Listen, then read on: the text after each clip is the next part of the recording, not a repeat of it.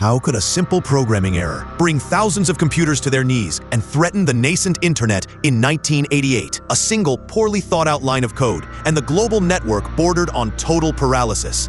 This is the story of the Morris worm, the first accidental cyber catastrophe. Behind this crisis, a brilliant but reckless student, Robert Tappan Morris from Cornell University. Fascinated by networks, he just wanted to gauge the size of the internet, an experiment harmless on paper. No one imagined the chaos that would follow. His intention was not malicious. The worm was designed to spread discreetly, without causing damage. It exploited known vulnerabilities, but was supposed to check if a machine was already infected before copying itself onto it.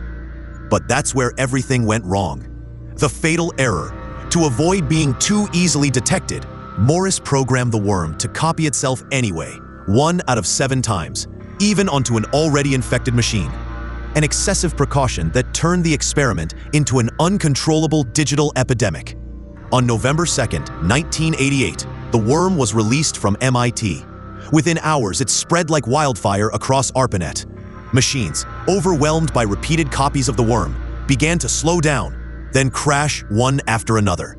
Thousands of computers, an estimated 10% of the internet at the time, were infected. Universities, research centers, military installations. The network became unusable. The sound of overheating fans and frozen screens multiplied. Panic set in. System administrators disconnected their machines to stop the bleeding. The network, designed to withstand a nuclear attack, was paralyzed by a program of less than 100 lines of code. The internet trembled on its foundations. Expert teams, notably at Berkeley and Purdue, worked relentlessly, analyzing the code to understand and neutralize the threat. It was a race against time to disassemble the worm and distribute patches, often via offline methods. The complete shutdown and cleanup of the network were costly. Estimates range from hundreds of thousands to millions of dollars at the time, mainly in lost time and mobilized resources.